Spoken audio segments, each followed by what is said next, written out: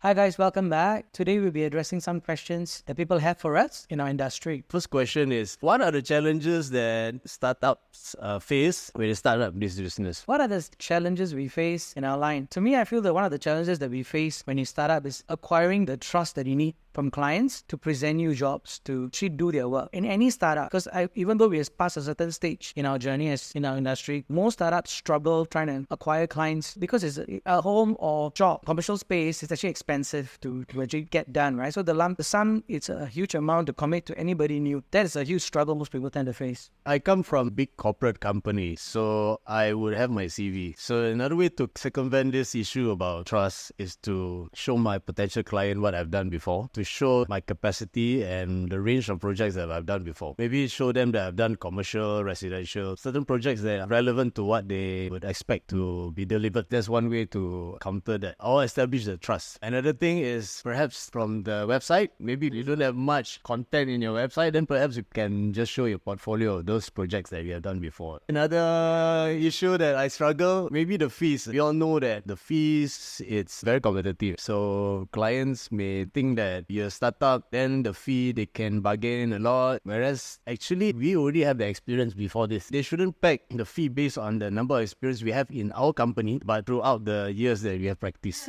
That is a legit point because most of them will actually start up a company, whether it's an idea architecture, they actually have background in it. So I guess this is an issue that we should all have to educate. Yeah, it is true when you start up, we actually have a portfolio of our own, right? Yeah. That we bring along the years and journey of being either working with someone else or being with another company and then coming up on your own ventures. Yes, it's really true to have a fair chance at fair ground to make a good comparison, even with other firms, because most will go and look for a couple of firms before they decide on one. Because when you're working in a large company, the projects come to you because you are the employee and the boss will ensure that jobs come in. But now that you're your own boss, you got to actively look out for jobs. Number one, to get the good jobs, you got to deliver well. Perhaps then it'll be a good selling point. But you got also to network a lot more people, I believe. Talk to more people, widen the circle of people that you know. If they don't give you the job, at least they can refer you to someone else who may.